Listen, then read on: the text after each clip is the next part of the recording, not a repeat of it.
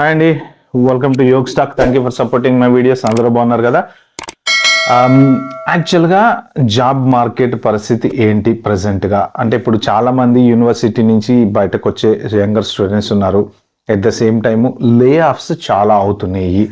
So లే offs ఎలా అవుతున్నాయి ఏంటి, అసలు వీళ్ళు ఎలా తీసేస్తారు, దాంతోపాటు ఏ జాబులు ఏ కంపెనీలో ఎంతెంత మందిని తీసేస్తున్నారు, ఓవరాల్గా ఫ్యూచర్ ఎలా ఉండబోతుంది, అవన్నీ మనం ఈ వీడియోలో డిస్కస్ చేసుకుందాము. ఎవరైనా నా ఛానల్కి ఫస్ట్ టైం వచ్చినట్టుంటే సబ్స్క్రైబ్ చేసుకోండి. అలాగే నా వీడియోలు నచ్చితే మాత్రం లైక్ చేయండి, షేర్ చేయండి. అంతేకాకుండా ఏ వీడియో మాత్రం లాస్ట్ వరకు చూడండి, మీకు కొంత క్లారిటీ అనేది వస్తుంది.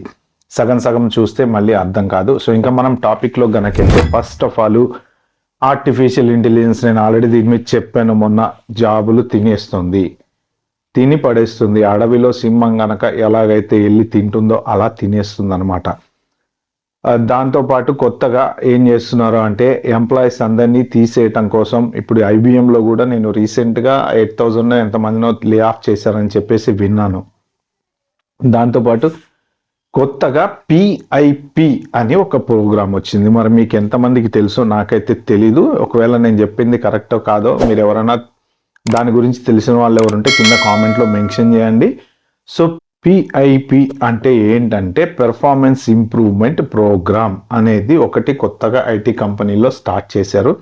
మరి ఎన్ని కంపెనీల్లో ఇది ఫాలో అవుతున్నారో లేదో నాకు తెలీదు. సో మనకి ఏం చేస్తారు అంటే, ఒక రెడ్ ఫ్లాగ్ అనేది క్రియేట్ చేస్తారు. రెడ్ ఫ్లాగ్ అనేది మన ప్రొఫైల్లో రెడ్ ఫ్లాగ్ పెడతారనమాట. పెట్టి మనకి 60 డేసా 90 డేసా, there must be some particular time, company to company vary అవుతుంది, చెప్తారనమాట. భయ నీ పెర్ఫార్మెన్స్ ప్రస్తుతానికి బాగలేదు, సో నువ్వు ఈ 60 డేస్లో ఈ సర్టిఫికేట్ చేయి, ఈ సర్టిఫికేట్ చేయి, ఈ సర్టిఫికేట్ చేయి, నీ పెర్ఫార్మెన్స్ ఇంప్రూవ్ చేసుకుంటే నీ జాబ్ కంటిన్యూ అవుతుంది. లేదు అంటే నిన్ను తీసేయాల్సి వస్తుంది. మరి దయచేసి ఏమనుకోమాక అని చెప్తారనమాట. అయితే ఈ వీళ్ళు ఇచ్చే టార్గెట్లు కూడా ఎలా ఉంటాయంటే, వాళ్ళకి తెలుసు మనకి తెలుసు 60 డేస్లో అంత పెద్ద టార్గెట్లు మనం అచీవ్ చేయలేమని, హైలీ ఇంపాసిబుల్ అని కూడా తెలుసు. తీసేయాలనుకుంటే అలానే ఇస్తారు టార్గెట్లు. లేదు చచ్చి చెడి కష్టమో నష్టమో మీరు ఎవరైనా టార్గెట్ అచీవ్ అయిపోయి వాడి దగ్గరికి వెళ్ళి, మీ మేనేజర్ దగ్గరికి వెళ్ళి, సార్ నా టార్గెట్ నేను అచీవ్ అయ్యాను కదా, మరి నా పిఐపి రెడ్ ఫ్లాగ్ తీసేస్తారా అంటే, ఇప్పుడు రేపే తీస్తారు, ఎల్లుండి తీస్తా, సాయంత్రం తీస్తా, మధ్యాహ్నం తీస్తా అంటాడు. ఈలోపు 60 డేస్ క్రాస్ అయిన తర్వాత ఇమీడియట్గా మీకు హెచ్ఆర్ దగ్గర నుంచి ఈమెయిల్ వస్తుంది. ఏంటి అంటే, నీ పెర్ఫార్మెన్స్ నువ్వు ఇంప్రూవ్ చేసుకోలేకపోయావు కాబట్టి నిన్ను టర్మినేట్ చేయడం అయినది, ఇట్లు మీ కంపెనీ హెచ్ఆర్ అని చెప్పి మనకు ఒక ప్రేమలకు ఇస్తారనమాట. సో దాని తర్వాత మనం ఏంటంటే ఆబ్వియస్లీ బయటకు వెళ్ళిపోవాలి, వేరే జాబ్ ఎత్తుక్కోవాలి. ఒకవేళ కంపెనీతో ఎవరైనా అడ్డం తిరిగి కనుక ఏదన్నా మళ్ళా తీసుకుంటే, వాళ్ళు ఇచ్చే అవి ఏవో ఉంటాయి కదా మనకు, ఆ లెటర్లు, ఎక్స్పీరియన్స్ లెటర్లు, తర్వాత కాంటాక్ట్ సర్టిఫికెట్లు, తొక్కతోలు, వీటిలో ఎక్కడన్నా నెగిటివ్ ఇంప్రెషన్ పడింది అంటే మాత్రం మనకు ఆ ఎఫెక్ట్ ఎక్కడ వస్తుంది అంటే, నెక్స్ట్ ఏదైనా జాబ్ అప్లై చేసుకున్నప్పుడు వస్తుంది. ఇది జాబ్ తీసేసేటువంటి అఫీషియల్ పద్ధతి అనమాట. చక్కగా ప్రేమగా మనల్ని బయటకు పంపించేస్తారు.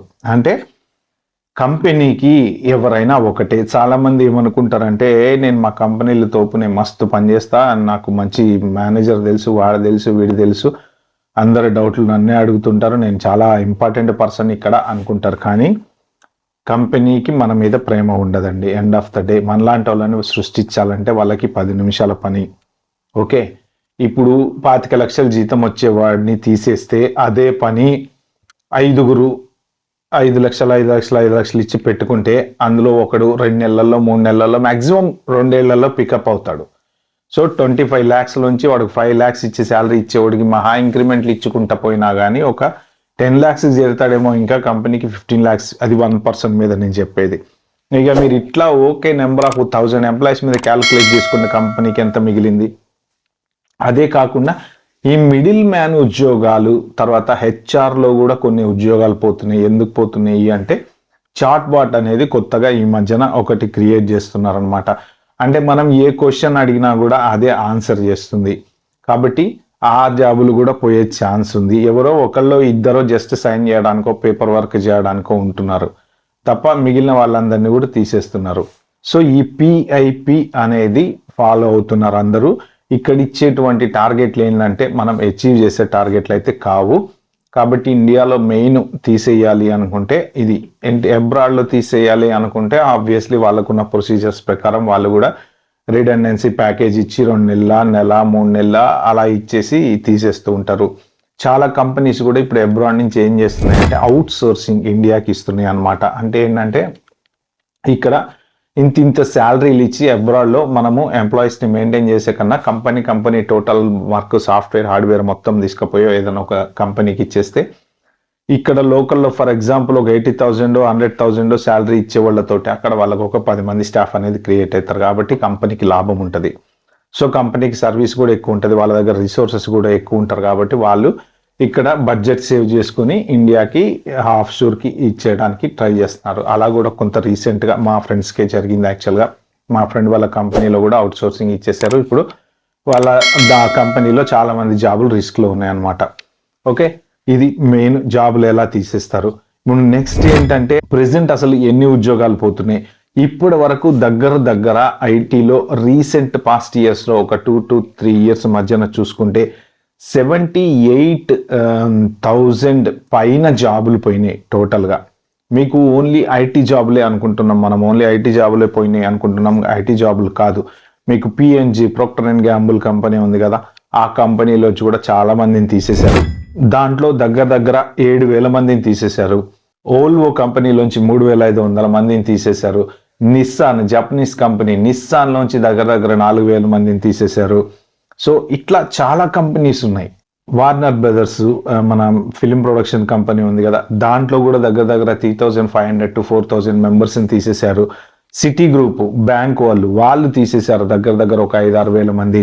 అంటే ఇక్కడ ఇందులో ఓన్లీ ఐటీ ఎంప్లాయీస్నే టార్గెటెడ్గా తీసేయట్లేదు. ఏఐ ఎక్కడెక్కడైతే ఫిలప్ చేసుకోగలుగుతుందో అక్కడక్కడ జాబులు అనేవి పోతున్నాయి అనమాట. అంటే ఇప్పుడు పేపర్ వర్క్ కూడా చాలా వరకు అదే చేస్తుంది. చాలా అప్పుడు మీకు మాటర్నీల దగ్గర కానీ, లేకపోతే బ్లాగింగ్ దగ్గర కానీ, ఏది మన మొన్న రీసెంట్గా అది బీబీసీయా లేకపోతే ఏదో company, some news agency company రీసెంట్గా ఒక మీడియా హౌస్ నుంచి కూడా ఒక 3,000 జాబులు పోయినాయి. అది నాకు పేరు కరెక్ట్ గుర్తు రావట్లేదు, నేను ఎక్కడో న్యూస్ ఆర్టికల్ చదివాను. ఏంటంటే బ్లాగింగ్ అనేది ఇదివరకు అందరూ కూర్చొని చక్కగా నీట్గా రాసేవాళ్ళు. ఇప్పుడు ఏంటంటే చాట్ జీపీటీలోకి వెళ్ళి ఒక చిన్న నేమ్ ఇచ్చేసి నాకు ఒక ఆర్టికల్ రాసి పెట్టంటే అది రాసి పెడుతుంది.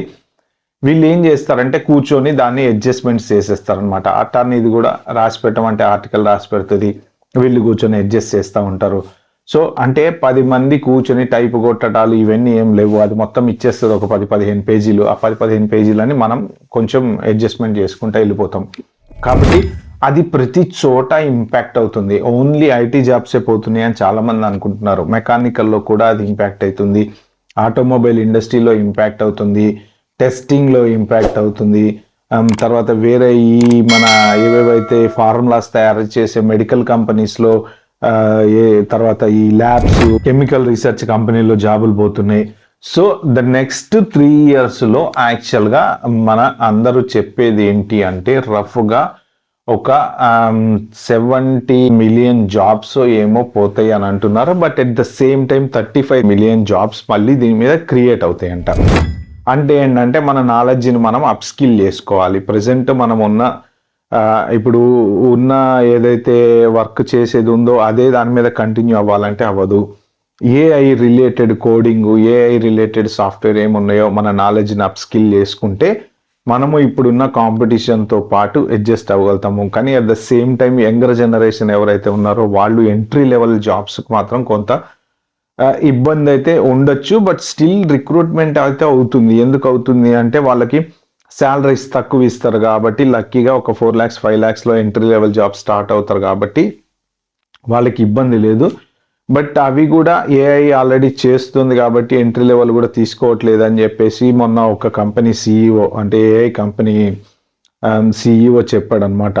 కాబట్టి అంటే ఏ జాబులు ఉంటున్నాయి, ఏ జాబులు పోతున్నాయి, తర్వాత ఎలా మనము ఫర్దర్గా ఏం నేర్చుకోవాలి అనేది మాత్రం కొంచెం మంచిగా ఇప్పుడు డేటా సైన్స్, బిగ్ డేటా, కొంత ఏఐ రిలేటెడ్వి ఏమన్నా కోర్సులు చేసి మీరు కనుక ఎప్పటికప్పుడు అప్ స్కిల్ అయ్యి స్కిల్ అప్డేట్ చేసుకుంటే మీ జాబ్ కొంత నిలబడే ఛాన్స్ అయితే ఉంది. అని అది కూడా గ్యారంటీ కాదు. ఎందుకంటే ఇప్పుడు ఒక 20 మంది పనిచేసే టీములో ఏఐ వల్ల 20 ఉద్యోగాలు పోతే 20 మంది ఏఐ నేర్చుకొని వచ్చి మళ్ళీ నాకు జాబ్ అంటే అక్కడ జాబ్ ఉండాలి కదా, కొత్త జాబ్ క్రియేట్ అయ్యేది ఉండాలి కదా.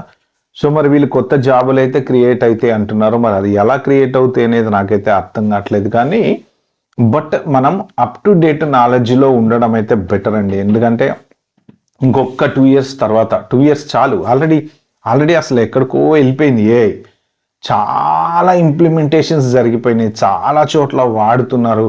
ఒకప్పుడు మనం ఎవరికన్నా ఫోన్ చేస్తే మనుషులతో మాట్లాడే వాళ్ళం, ఇప్పుడు గినుషులు ఏమీ లేదు. 1 నొక్కు 2 నొక్కు 3 నొక్కు, అది పోయి చివరికి చాటింగ్ చేసేటప్పుడు ఇదివరకు మనుషులతో చాటింగ్ చేసేవాళ్ళం, ఇప్పుడు అది కూడా పోయి చాట్ బాట్కి వచ్చేసింది. అంటే మనం ఏదైనా కొడితే మెసేజ్ దాంట్లోంచి అదే రిప్లై ఇస్తుంది కంప్యూటర్లోంచి. అన్ని ఏఐకి లింక్ చేస్తున్నారు, ప్రతి మెసెంజర్ కూడా ఆల్మోస్ట్ ఏఐకి లింక్ అయిపోతుంది. డాక్టర్లది కూడా ఏఐకి లింక్ అయిపోతుంది. ఇప్పుడు మనం ఏదైనా అడ్వైస్ తీసుకోవాలనుకోండి, ఏదైనా అపాయింట్మెంట్ తీసుకోవాలంటే అవి కూడా అదే చెప్తుంది నీకేంటి ప్రాబ్లం ఉంది. ఇప్పుడు డాక్టర్ అపాయింట్మెంట్ తీసుకోవాలంటే అడుగుతుంది నీకేముంది ఎందుకు అపాయింట్మెంట్ అని అడుగుతుంది. వాటన్నిటికి ఆన్సర్ ఇచ్చుకుంటా పోతే మళ్ళీ ఒక క్వశ్చన్ డివైడెడ్ ఇంకో 4 క్వశ్చన్స్. ఆ డేటా అంతా రికార్డ్ చేసుకోవాలి కదా. పేపర్ వర్క్ ఫారెన్లో ఎక్కువ చేసుకుంటారు మెడికల్ విషయంలో. సో ఈ పేపర్ వర్క్ అంతా ఆటోమేటిక్గా ఏఐ బ్యాక్గ్రౌండ్లో అన్నీ చేసేసుకుంటుంది. మనం ఇచ్చే ఆన్సర్లను బట్టి అది మొత్తం ఒక ఫైల్ తయారు చేసుకుంటుంది. ఆ ఫైల్ తీసుకెళ్ళి మన ఎక్కడ రికార్డ్స్ ఉంటే ఆ రికార్డ్స్లో ఎప్పుడన్నా అవసరమైనప్పుడు ఆ ప్రింట్అవుట్ ఇస్తుంది అనమాట. ఇదంతా ఒక హ్యూమన్ చేసే పని.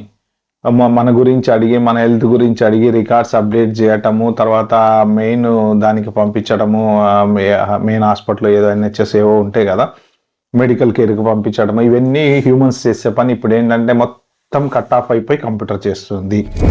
ఇలాగా ప్రతి ఆర్గనైజేషన్లో కూడా మీకు జాబులు మాత్రం ఎఫెక్ట్ అవుతుంది. దానికి ఒకటే రెమెడీ ఏంటంటే ప్రజెంట్ ఏ స్కిల్ సెట్ నేర్చుకుంటే మనకు జాబు జాగ్రత్తగా సేఫ్గా ఉంటుంది అని తెలుసుకుని నేర్చుకోవాలి. ఎందుకంటే కంపెనీస్ 41% దగ్గర వాళ్ళు ఏఐని రీప్లేస్ చేసేసి 41% ఎంప్లాయీస్ని తీసేయడానికి ప్లాన్ చేస్తున్నారు. కంపెనీస్కి ఏంటంటే ఎండ్ ఆఫ్ ద డే డబ్బులు, లాభం, బిజినెస్ ఇదే ఇంపార్టెంట్. మన ఫ్యామిలీ, మన గురించి వాళ్ళకి ఇంపార్టెన్స్ లేదు. కాబట్టి ప్లీజ్ మీరు నాలెడ్జ్ అయితే ఇంప్రూవ్ చేసుకోండి, అప్ స్కిల్ అవ్వండి, అప్ టు డేట్ ఇన్ఫర్మేషన్ తెలుసుకోండి. మొన్న ఎవరో కామెంట్ కూడా పెట్టారు నేను పెట్టిన వీడియోకి, లేదు ఏం లేదు అన్ని జాబులు బాగానే ఉంటాయి ఏం పోవు అని చెప్పి. రోజు లేచిన దగ్గర నుంచి పెద్ద న్యూస్ ఛానల్స్ అన్నీ ఇవే చెప్తున్నారు. నేను ఒక్కడనే స్పెషల్గా చెప్పట్లేదు.